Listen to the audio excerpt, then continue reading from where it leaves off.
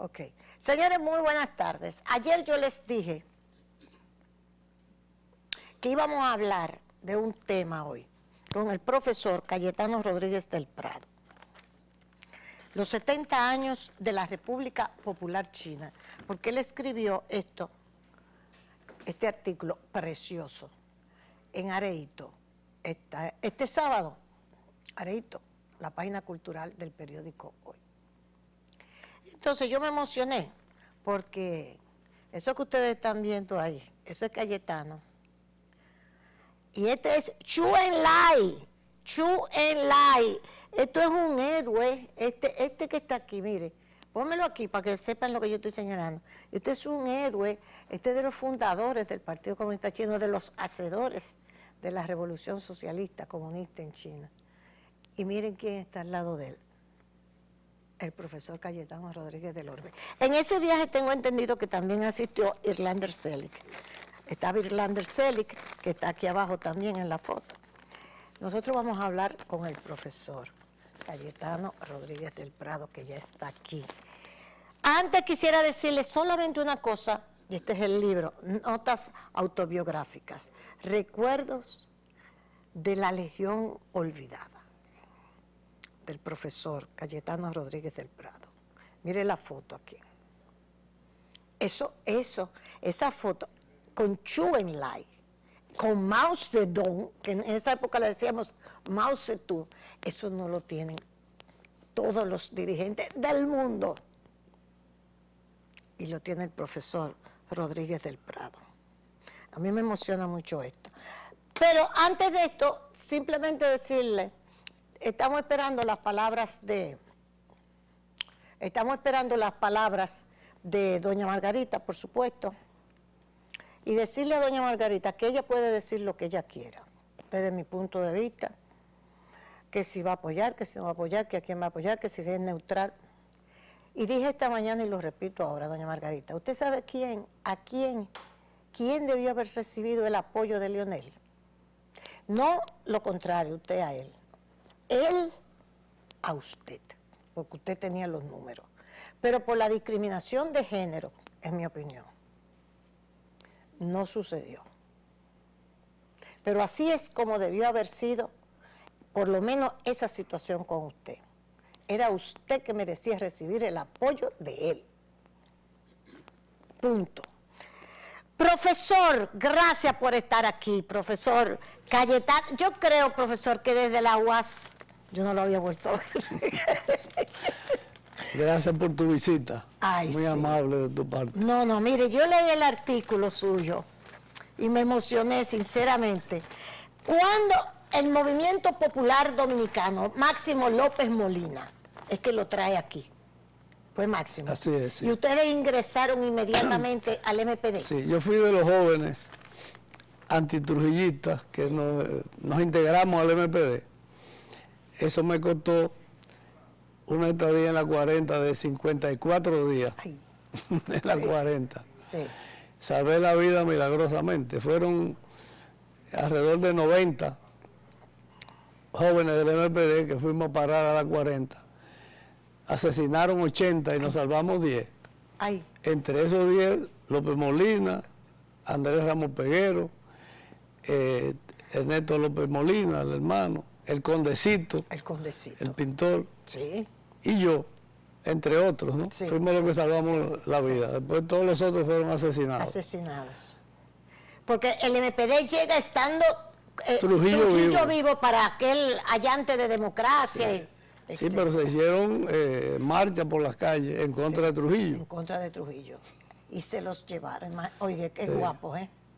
Porque era muy fácil. Después con Trujillo, hay mucha gente que con Trujillo muerto. El dictador, el sátrapa, pero con Trujillo muerto. Pues en esa época hacer eso con Trujillo vivo. Sí. Oiga, había que tener pantalones bien puestos y faldas bien puestas. Profesor, 70 años de la República Popular China, su artículo y su libro Notas Autobiográficas. ¿Cuál es la gran lección que podemos tener con China a donde está China, con un fracaso de la Unión Soviética en el socialismo, un fracaso de Cuba? Me refiero económicamente, entiendo, pero sin embargo China, un éxito económico. ¿Cómo usted ve esas diferencias? Sí, en primer lugar, tuvo un liderazgo fuerte de Mao, Sí. que impulsó y organizó y creó un sistema de trabajo básico, fundamental.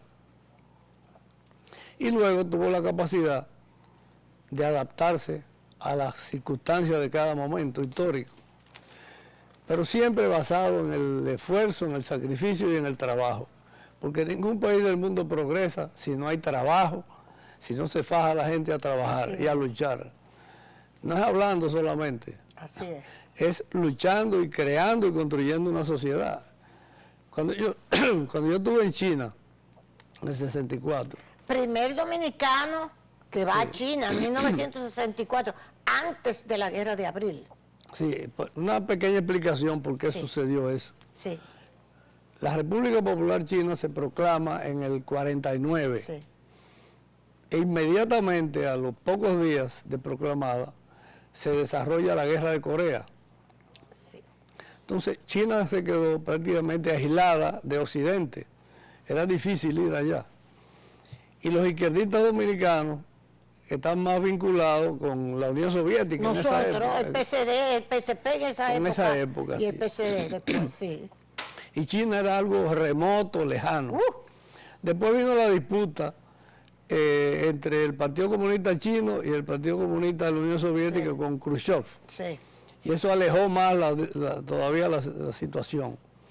Entonces, en el año 62, yo tuve la oportunidad de ir con Asdrúbal Domínguez, que por cierto era del PSP de esa época, Sí. a la Unión Soviética, al 8º Congreso Mundial de Estudiantes. Entonces yo llevé un legajo de documentos del MPD, donde decíamos que coincidíamos con las posiciones de los chinos. Sí. Le llevé ese legajo y se lo entregué a Li Chitao, que era el representante estudiantil del momento. Ay, Dios. Entonces, en el 63, tumban al profesor Bosch. Sí.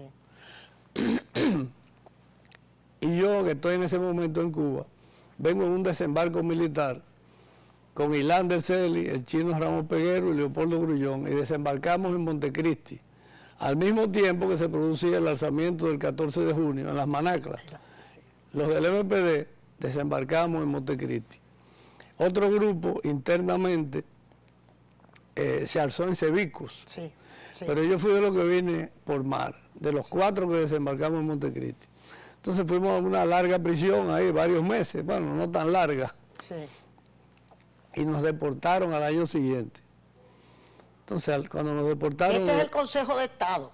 No, el triunvirato. El triunvirato, perdón. Ya ese es el triunvirato. El triunvirato. Sí, después del golpe a Bosch. Entonces, cuando nos deportaron, fue a Portugal, la deportación.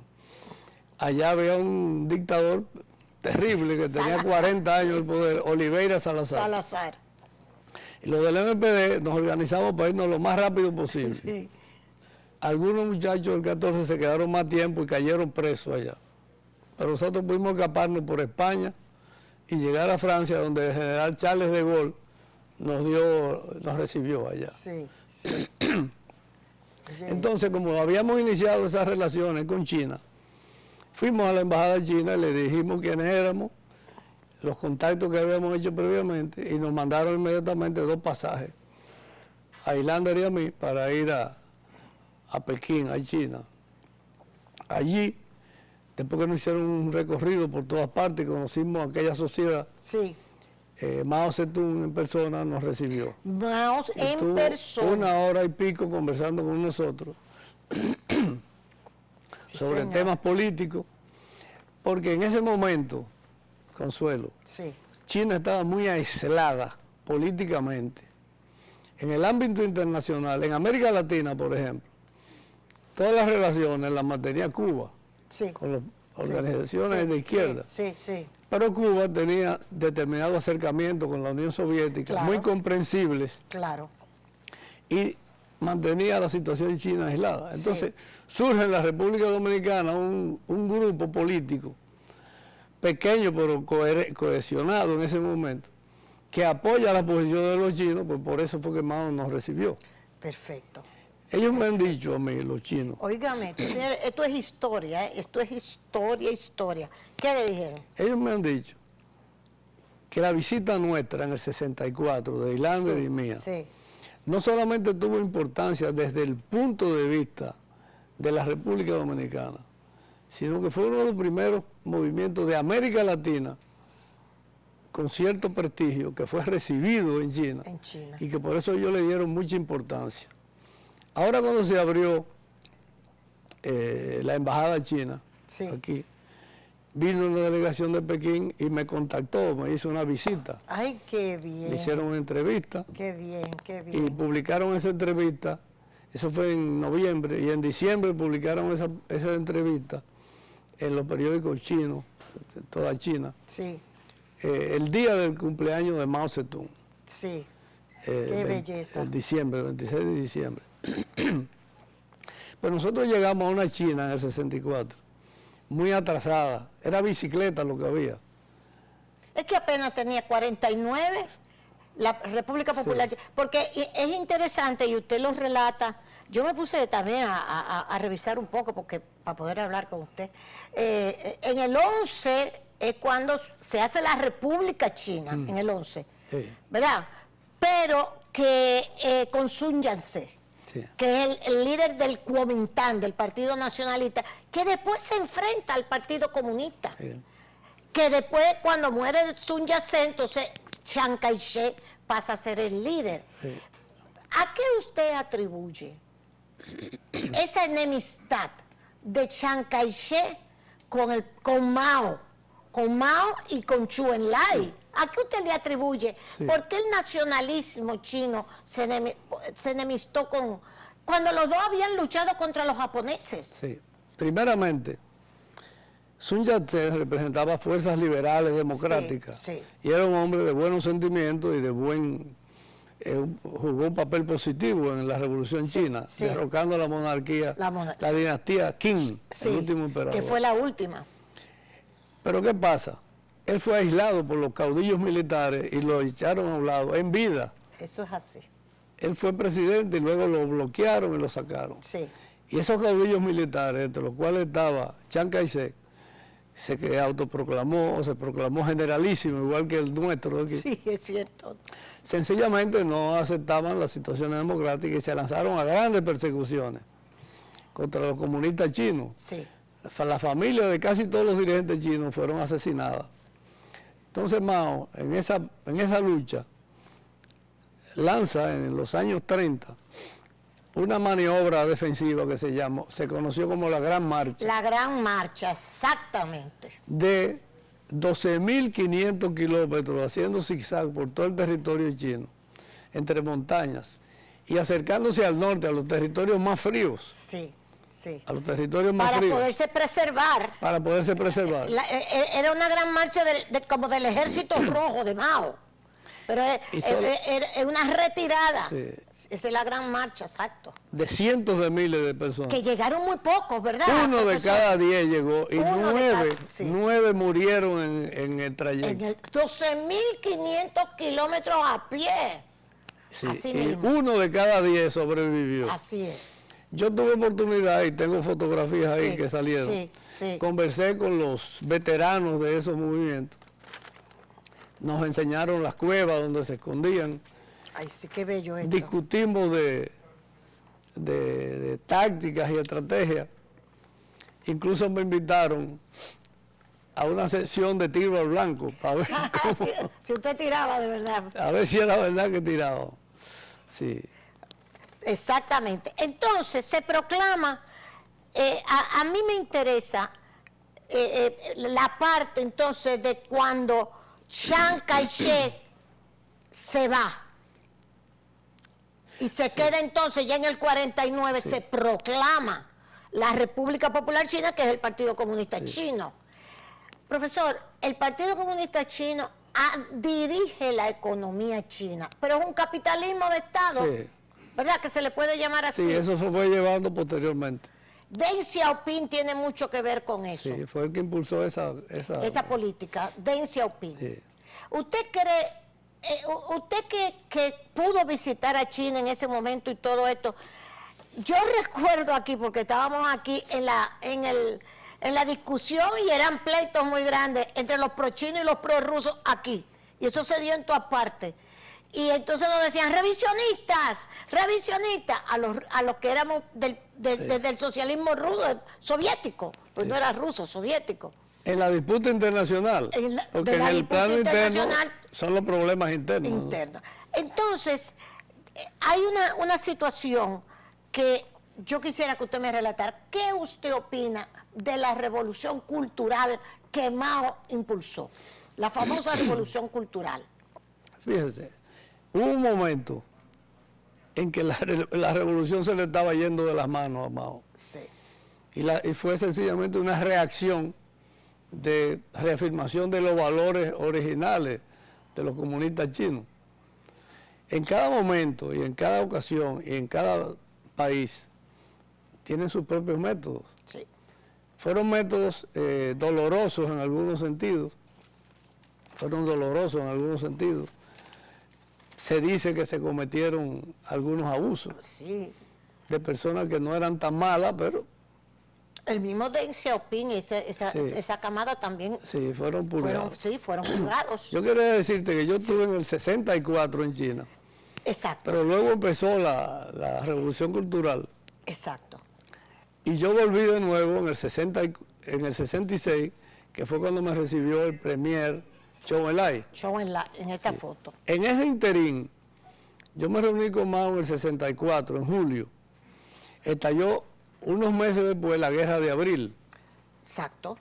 Y entonces el presidente Mao dio una inusual declaración de apoyo. Oye, qué bien. Tan inusual de apoyo al pueblo dominicano.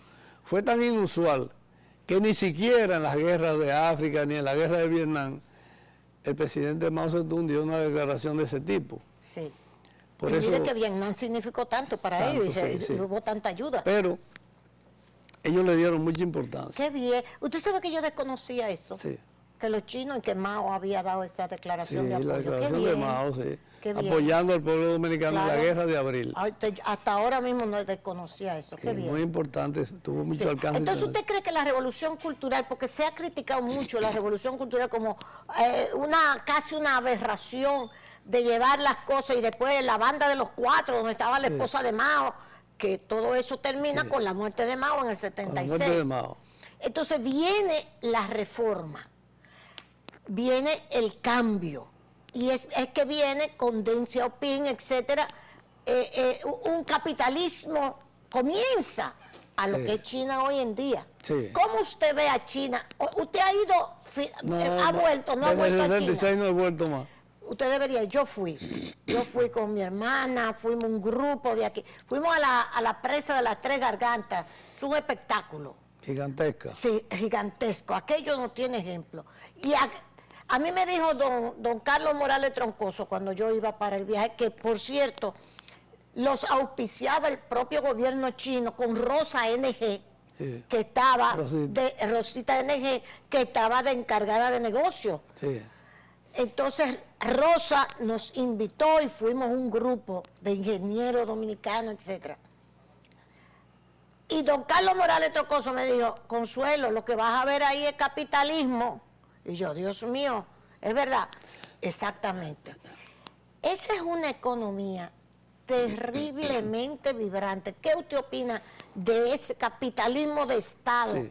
Lo primero que yo creo es que cada país, cada nación, cada pueblo debe encontrar la solución de sus propios problemas. Sí.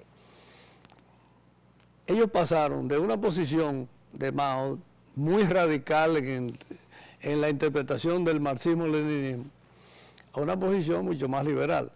Ahora, ¿qué han logrado con esa situación? En primer lugar, multiplicaron por 33.5 su Producto Interno Bruto en 40 años. Así es. Como digo yo en mi artículo, Sí. Es una hazaña que ninguna nación del mundo Ninguna. lo ha logrado. Así es. Y un promedio de crecimiento del 9.5, algunos años sobre el 10, Sí. en 40 años consecutivos. Entonces, Eso hay que respetarlo y hay que tomarlo en cuenta.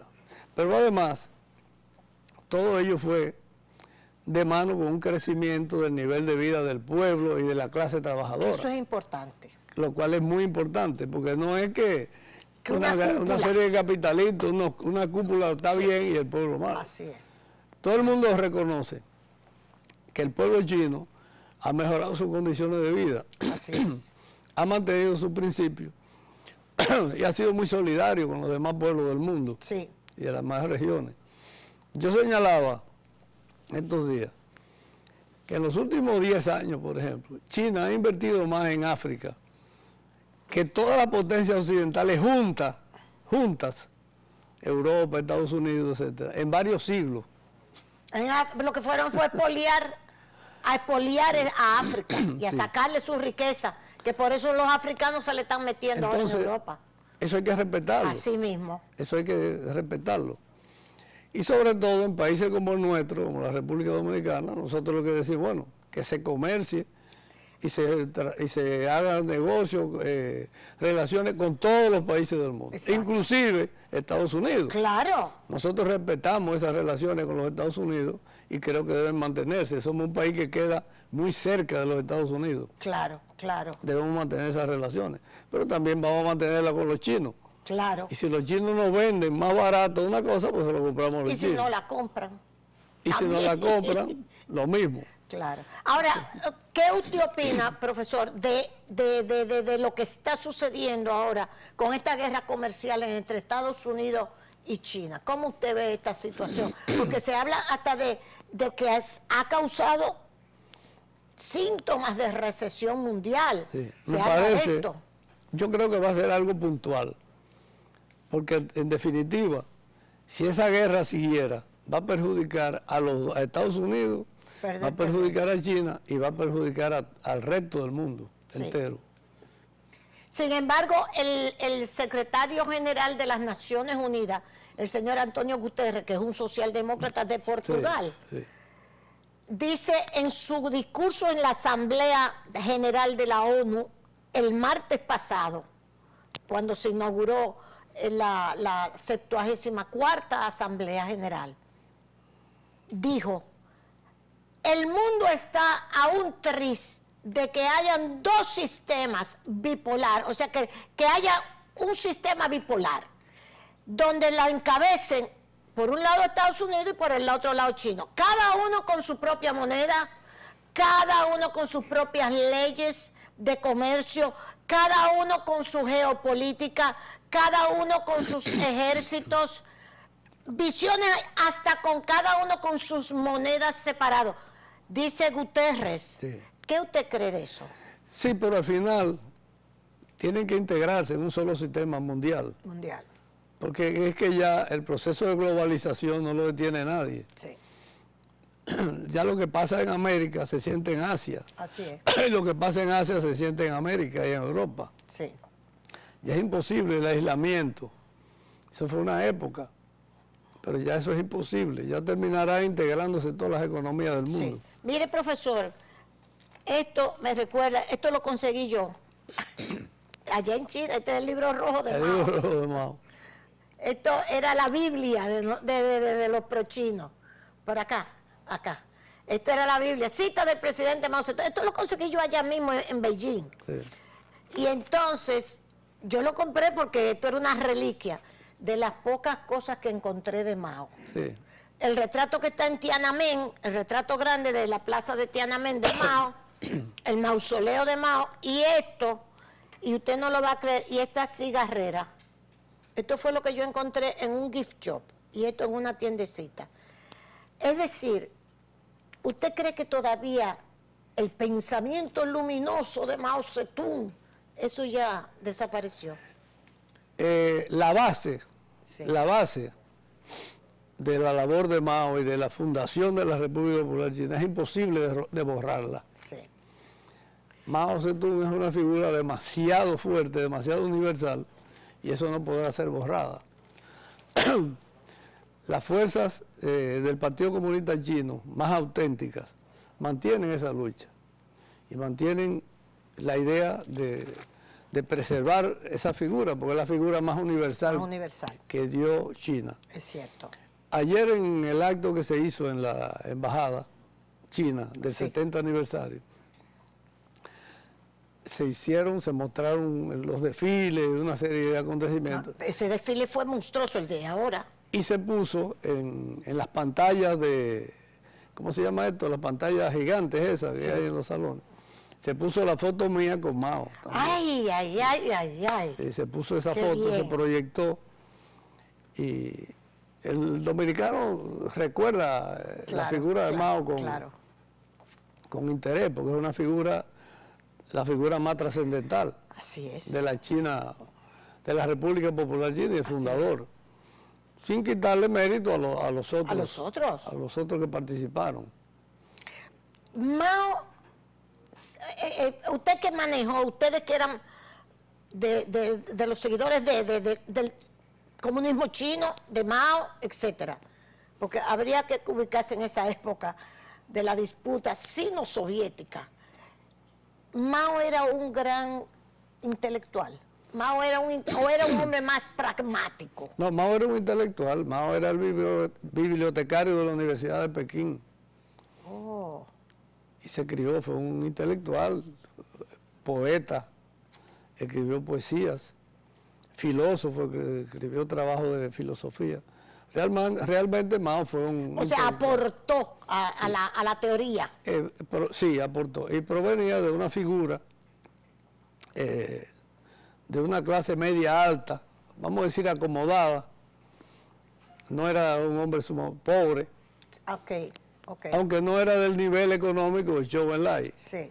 Que Zhou Enlai era mandarín, hijo de mandarines, nieto, bisnieto, tataranieto de mandarines. Oiga eso. De personas que interpretaban la cultura. Zhou Enlai viajó por Europa. ¿Por Europa? Hablaba francés perfectamente. Sí. Estudió en Francia. Sí. Mao no tuvo esa posibilidad. No tuvo esa posibilidad. Pero fue un aportador a la teoría. Fue un hombre culto. Culto. En las conversaciones que tuve con él, sí. noté una característica que siempre le señalo a la gente. Hablaba de un tema determinado, después pasaba a otro tema determinado, y después un tercer tema o un cuarto tema. Y yo inicialmente creía que tenía una determinada dispersión en el orden de la exposición de las ideas. Sin embargo, después que desarrollaba esos aspectos, caía en una síntesis general sorprendente, con una claridad mental sorprendente. Me impactó realmente la capacidad y el carisma como gran líder mundial que fue Mao Zedong. Profesor, si damos un salto, vamos a hacer un receso de unos minutitos, pero si damos un salto de Mao a Cuba con Fidel, ¿usted trató a Fidel también? Sí, varias veces me reuní con Fidel. Con Fidel. Intelectualmente, porque nosotros siempre nos deslumbramos con Fidel y esa inteligencia tan viva y tal. Era así. Sí, Fidel era brillante también. Fidel era brillante. Ahora era una persona con una mentalidad cubana. Sí. Mao Zedong era una figura. Yo le decía, usted, presidente Mao, camarada Mao, cuando hablaba con Mao. Pero a Fidel le decía, Fidel, tú sabes. Fidel, tú sabes que esto... Sí. Fidel era una persona latinoamericana, caribeña, más cercana. Sí, claro. Mao era una figura que inspiraba un determinado respeto. Además, las diferencias de edad mía, yo tenía 23 años. Eso le iba a decir, cuando Mao Zedong tenía 70 y pico. Exacto. Yo era un muchacho de 23 años. De 23 años. 23. Ya usted sabe. Bueno, lo que pasa es que la vida nos demandó, ¿verdad? Sí, nos exigió. La vida nos exigió, a pesar de la juventud de todos nosotros, a asumir unas... Que si a mí me dicen ahora mismo que lo hago, yo no lo hago. Pero tuvimos que asumir como una responsabilidad y una visión del mundo y la lucha por los pobres, porque eso era todo lo que él me dijo varias veces, usted es muy joven, usted es muy joven, Y después le dijo en chino a los ayudantes que como que porque ellos eran tan flacos. Ah, sí. Y me invitaron a hacerme un chequeo al mejor hospital de esa época en China. Ay, por lo flaco que usted Lo encontramos completamente sano. Es que él es así. Es que él es así, imagínese. Pero él fue que me sugirió que me llevaran allá. Al hospital. Después me invitó a la 10ª conferencia mundial contra la bomba atómica y de hidrógeno en Tokio. Y yo salí de la reunión con Mao, fui a Hong Kong, y de Hong Kong me fui a esa conferencia. Fue también invitado, Mao fue que me invitó. Sí, óigame eso, señor, esto es histórico, ¿eh? Profesor Cayetano Rodríguez del Prado, historia. Vamos a cumplir con nuestros comerciales y bajamos de inmediato, porque aunque me quede una preguntita, yo quiero que me diga lo de Hong Kong. ¿Qué pasa en Hong Kong? Vámonos. Ah, sí. Sí.